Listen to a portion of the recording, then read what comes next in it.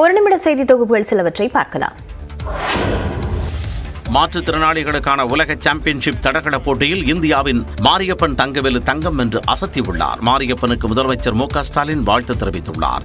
2024 ஆண்டுக்கான மாற்றுத்திறனாளிகளுக்கான தடகள உலக சாம்பியன்ஷிப் போட்டி ஜப்பான் நாட்டின் கோபே நகரில் நடந்து வருகிறது.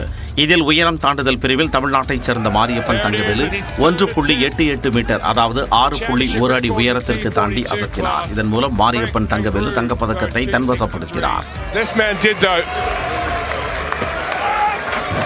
There it is, and his third attempt, a championship record in the T42 class. மாரியப்பனுக்கு தனது எக்ஸ் பக்கத்தில் வாழ்த்து தெரிவித்துள்ள முதலமைச்சர் மு க ஸ்டாலின் வருங்காலத்தில் இதுபோன்ற இன்னும் பெரிய உயரங்களை எட்ட வேண்டும் என்று வாழ்த்து கூறியுள்ளார். அவரது சாதனை வீடியோவை தனது எக்ஸ் பக்கத்தில் பகிர்ந்து அமைச்சர் TRP ராஜாவும் பாராட்டு தெரிவித்துள்ளார். சிலந்தி ஆற்றின் குறுக்கே அணை கட்டுவதற்கு சுற்றுச்சூழல் துறை, தேசிய வன விலங்குகள் வாரியம் ஆகியவற்றிடமிருந்து கேரள அரசு அனுமதி பெற்றுள்ளதா என தென்மண்டல பசுமை தீர்ப்பாயம் கேள்வி எழுப்பியுள்ளது. இடுக்கி மாவட்டத்தின் பெருகுடா எனும் இடத்தில் சிலந்தி ஆற்றின் குறுக்கே கேரள அரசு தற்போது தடுப்பணை கட்டி வருகிறது. இது தொடர்பாக நாளிதழ்களில் வெளியான செய்தியின் அடிப்படையில் தென்மண்டல பசுமை தீர்ப்பாயத்தில் புஷ்பா சத்யநாராயணா, சத்யகோபால் அமர்வு தானாக முன்வந்து வழக்காக எடுத்துக்கொண்டது. சிலந்தி ஆற்றின் குறுக்கே அணை கட்டுவதற்கு சுற்றுச்சூழல் துறை, தேசிய வன விலங்குகள் வாரிய அனுமதி பெறப்பட்டுள்ளதா என கேரள அரசுக்கு நீதிபதிகள் கேள்வி எழுப்பினர். அனுமதி பெறவில்லை என்றால் அணை கட்டுவதை உடனடியாக நிறுத்த வேண்டும் எனவும் உத்தரவிட்டனர். அணை கட்டுவதால் தமிழ்நாடு அரசுக்கு என்ன பாதிப்பு என்பது குறித்து தமிழ்நாடு அரசும் பதிலளிக்க வேண்டும் என உத்தரவிட்டு வழக்கு விசாரணையை நாளை மறுதினத்திற்கு நீதிபதிகள் ஒத்திவைத்தனர்.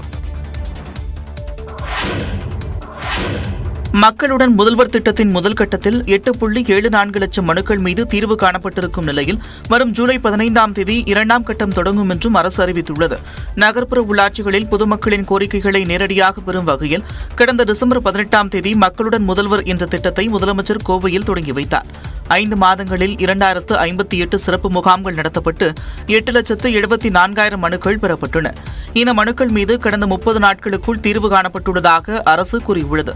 2ஆம் கட்டமாக கிராம ஊராட்சிகளில் வரும் ஜூலை 15 முதல் செப்டம்பர் 15 வரை இந்த திட்டத்தை நடத்தவும், பெறப்படும் மனுக்கள் மீது ஆகஸ்ட் 15 முதல் அக்டோபர் 15க்குள் தீர்வு காணப்பட வேண்டும் என்றும் தமிழ்நாடு அரசு தெரிவித்துள்ளது. 2ஆம் கட்டத்தில் 2500 முகாம்கள் நடத்த திட்டமிடப்பட்டுள்ளது. முகாம்களில் பெறப்படும் மனுக்கள் தொடர்பாக ஒப்புகை அனுப்பவும் அரசு உத்தரவிட்டுள்ளது.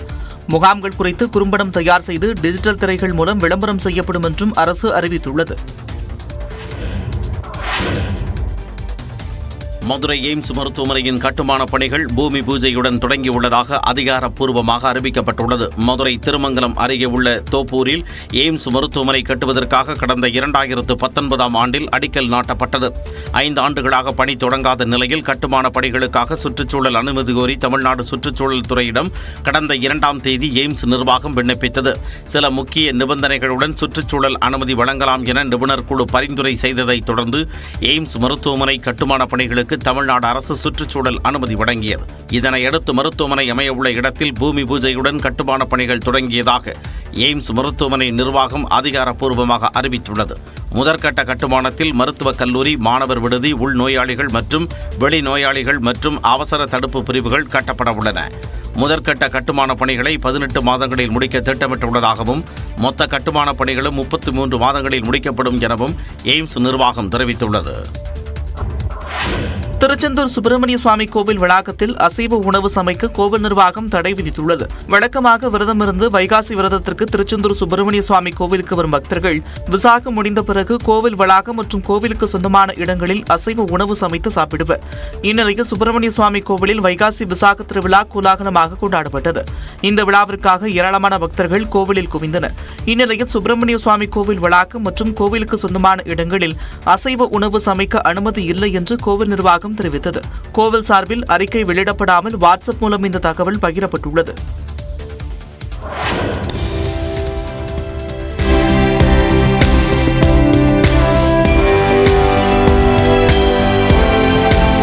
கோடை விழாவையொட்டி ஏற்காடு அண்ணா பூங்கா வளாகம் முழுவதும் வண்ண விளக்குகளால் அலங்கரிக்கப்பட்டது. ஏற்காட்டில் சுற்றுலா பயணிகளை கவரும் வகையில் 47வது கோடை விழா மற்றும் மலர் கண்காட்சி இன்று தொடங்க உள்ளது. இதையொட்டி அண்ணா பூங்கா முழுவதும் வண்ண மின் விளக்குகளால் அலங்கரிக்கப்பட்டது. மேலும் வண்ண மலர்களால் பல்வேறு வடிவங்கள் உருவாக்கப்பட்டுள்ளது. சுற்றுச்சூழலில் கடல்வாழ் உயிரினங்களின் பங்கினை உணர்த்தும் வகையில் பவளப்பாறைகள், நண்டு, சிப்பி, ஆக்டோபஸ், நட்சத்திர மீன், கடல் குதிரை போன்ற உருவங்கள் மின் ஒளியில் பார்வையாளர்களை கவரும் வகையில் அமைக்கப்பட்டிருந்தது. விழுப்புரம் இணை சார் பதிவாளர் வீட்டில் பல கோடி ரூபாய் மதிப்பிலான சொத்து ஆவணங்களை லஞ்ச ஒழிப்புத்துறையினர் கைப்பற்றியுள்ளனர். விழுப்புரத்தில் உள்ள பத்திரப்பதிவு அலுவலகத்தில் நேற்று முன்தினம் லஞ்ச ஒழிப்புத்துறையினர் நடத்திய சோதனையின் போது கணக்கில் வராத 1,80,000 ரூபாய் பறிமுதல் செய்யப்பட்டது. இது தொடர்பாக விழுப்புரம் பதிவுத்துறை இணை சார் பதிவாளர் தையல் நாயகி உள்ளிட்டோர் 8 பேர் மீது வழக்கு பதிவு செய்தனர். இதைத் தொடர்ந்து கடலூர் மாவட்டம் நெய்வேலி அருகே வடக்குத்து கிராமத்தில் உள்ள தையல் நாயகியின் வீட்டில் லஞ்ச ஒழிப்பு காவல்துறையினர் நேற்று சோதனை மேற்கொண்டனர். அப்போது 17 இடங்களில் வீட்டு மனைகள், நிலங்கள் வாங்கியது உள்ளிட்ட பல கோடி ரூபாய் மதிப்பிலான சொத்து ஆவணங்களை கைப்பற்றினர். மேலும் 1,26,00,000 வைப்பு தொகை, ஆவணங்கள் மற்றும் தங்க பத்திரங்களை பறிமுதல் செய்தனர். இது தொடர்பாக இணை சார் பதிவாளர் தையல் நாயகியிடம் லஞ்ச ஒழிப்புத்துறையினர் விசாரணை நடத்தினர். பெங்களூரு ராமேஸ்வரம் கஃபே குண்டுவெடிப்பு தொடர்பாக கோவை உட்பட நாடு முழுவதும் 11 இடங்களில் தேசிய புலனாய்வு முகமை அதிகாரிகள் சோதனை மேற்கொண்டனர். கடந்த மார்ச் 1ஆம் தேதி கர்நாடக மாநிலம் பெங்களூருவில் உள்ள ராமேஸ்வரம் கஃபே உணவகத்தில் நடத்தப்பட்ட குண்டுவெடிப்பு தாக்குதலில் 9 பேர் படுகாயமடைந்தனர். இது தொடர்பாக குண்டு வைத்ததாக குற்றஞ்சாட்டப்படும் நபர் உட்பட 2 பேர் கைது செய்யப்பட்ட நிலையில் இந்த வழக்கை தேசிய புலனாய்வு முகமை விசாரித்து வருகிறது. இதன் ஒரு பகுதியாக கோவை சாய்பாபா காலனியில் உள்ள தனியார் மருத்துவமனையில் NIA அதிகாரிகள் சோதனை மேற்கொண்டனர். அதில் மருத்துவமனையில் பணியாற்றிய கர்நாடகாவைச் சேர்ந்த 2 பயிற்சி மருத்துவர்களான ஜாஃபர் இக்பால், நயீன் சாதிக் ஆகியோரிடம் விசாரித்தனர். இதேபோல கர்நாடகா, ஆந்திரா, தெலுங்கானா மாநிலங்களில் உள்ள பகுதிகள் என ஒட்டுமொத்தமாக 11 இடங்களில் சோதனை நடைபெற்றதாக NIA அறிவித்துள்ளது. இதில் 2012ஆம் ஆண்டு பெங்களூரு குண்டுவெடிப்பு சதித்திட்ட வழக்கில் தண்டனை பெற்றவர்களின் இடங்களிலும் சோதனை நடைபெற்றதாகவும் பல்வேறு டிஜிட்டல் கருவிகள் மற்றும் ஆவணங்கள் பறிமுதல் செய்யப்பட்டுள்ளதாகவும் தெரிவிக்கப்பட்டுள்ளது. தமிழ்நாட்டிற்கு காவிரியிலிருந்து 2.5 TMC தண்ணீரை திறக்க கர்நாடகத்திற்கு காவிரி மேலாண்மை ஆணையம் உத்தரவு பிறப்பித்துள்ளது. கடந்த 16ஆம் தேதி வினீத் குப்தா தலைமையில் நடந்த காவிரி நீர் ஒழுங்காற்றுக்குழு கூட்டத்தில் 2.5 TMC நீரை தமிழகத்திற்கு திறந்துவிட வேண்டும் என்றும் பரிந்துரை செய்யப்பட்டிருந்தது. இந்நிலையில் டெல்லியில் காவிரி மேலாண்மை ஆணையத்தின் 30வது கூட்டம் அதன் தலைவர் SK ஹல்தர் தலைமையில் நடைபெற்றது. இதில் தமிழ்நாடு, கர்நாடகா, கேரளா மற்றும் புதுச்சேரி ஆகிய மாநிலங்களின் பிரதிநிதிகள் கலந்து கொண்டனர்.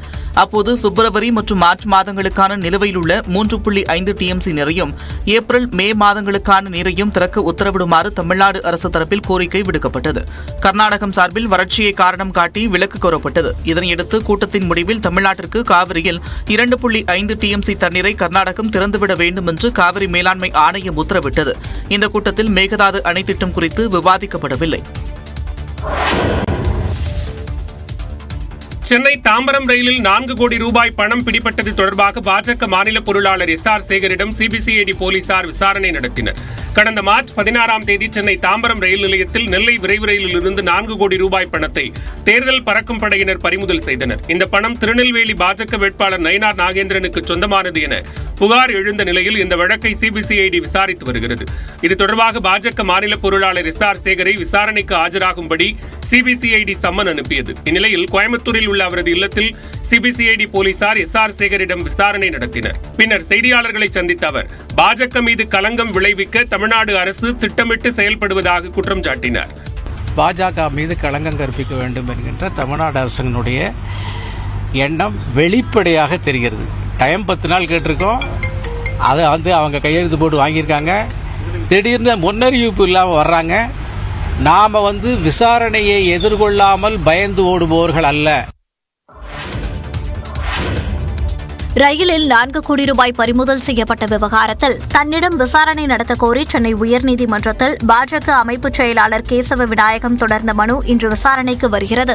கடந்த ஏப்ரல் 6ஆம் தேதி தாம்பரத்திலிருந்து புறப்பட இருந்த நெல்லை எக்ஸ்பிரஸ் ரயிலில் தேர்தல் பறக்கும் படையினர் நடத்திய சோதனையில் 4 கோடி ரூபாய் பணம் பறிமுதல் செய்யப்பட்டது. நெல்லை தொகுதி பாஜக வேட்பாளர் நயினார் நாகேந்திரனுக்கு சொந்தமான பணம் என கைதானவர்கள் அளித்த வாக்குமூலத்தின் அடிப்படையில் விசாரணை மேற்கொள்ளப்பட்டு வருகிறது. தாம்பரம் போலீசார் விசாரித்த இந்த வழக்கு பின்னர் CBCID விசாரணைக்கு மாற்றப்பட்டது. இது தொடர்பான விசாரணைக்கு ஆஜராக பல்வேறு நபர்களுக்கு நோட்டீஸ் அனுப்பப்பட்டு வருகிறது. அந்த வகையில் பாஜக அமைப்பு செயலாளர் கேசவ விநாயகத்திற்கும் சிபிசிஐடி நோட்டீஸ் அனுப்பியிருந்தது. இந்நிலையில் விசாரணைக்கு தடை கோரி கேசவ விநாயகம் உயர்நீதிமன்றத்தில் மனு தாக்கல் செய்தார். தேர்தல் பணிகளில் மும்முரமாக இருப்பதால் ஜூன் 4ஆம் தேதி வரை கால அவகாசம் கோரியுள்ளதாகவும் மனுவில் தெரிவித்துள்ளார். இதற்கிடையில் அரசியல் பழிவாங்கல் காரணமாக சம்மன் அனுப்பப்பட்டதாகவும் தன்னை இழிவுபடுத்துவதற்காக மட்டுமே தனக்கு மட்டும் எஃப்ஐஆர் அனுப்பியதாகவும் அவர் குறிப்பிட்டுள்ளார். கேசவ விநாயகம் தொடர்ந்த மனு கோடைக்கால சிறப்பு அமர்வு நீதிபதி சரவணன் முன்பு இன்று விசாரணைக்கு பட்டியலிடப்பட்டுள்ளது.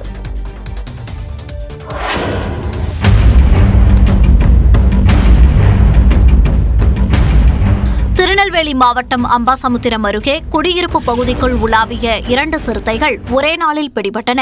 அம்பாசமுத்திரம் சுற்றுவட்டார பகுதிகளில் சிறுத்தைகள் நடமாட்டம் இருப்பதாகவும் ஆடு, நாய் உள்ளிட்டவற்றை அவை வேட்டையாடுவதாகவும் கிராம மக்கள் புகார் அளித்திருந்தனர். அதன் அடிப்படையில் வேம்பையாபுரம் பகுதியில் வைக்கப்பட்ட கூண்டில் கடந்த 3 நாட்களுக்கு முன்பு சிறுத்தை ஒன்று சிக்கியது. இருப்பினும் மேலும் ஏதேனும் சிறுத்தைகள் நடமாடலாம் என்ற சந்தேகத்தில் இருவேறு பகுதிகளில் வனத்துறையினர் கூண்டுகளை வைத்தனர். அதில் அணவன் குடியிருப்பு பகுதியில் நேற்றிரவு சிறுத்தை ஒன்று சிக்கியது. மேலும் வேம்பையாபுரத்திலேயே இன்று அதிகாலை மற்றொரு சிறுத்தையும் கூண்டிற்குள் பிடிபட்டது. இதன் மூலம் அம்பாசமுத்திரம் பகுதியில் ஒரே வாரத்திற்குள் 3 சிறுத்தைகள் பிடிபட்டுள்ளன. வனத்துறையினரால் பிடிக்கப்பட்ட சிறுத்தைகள் பாதுகாப்பாக அடர் வன பகுதிக்குள் விடப்பட்டன.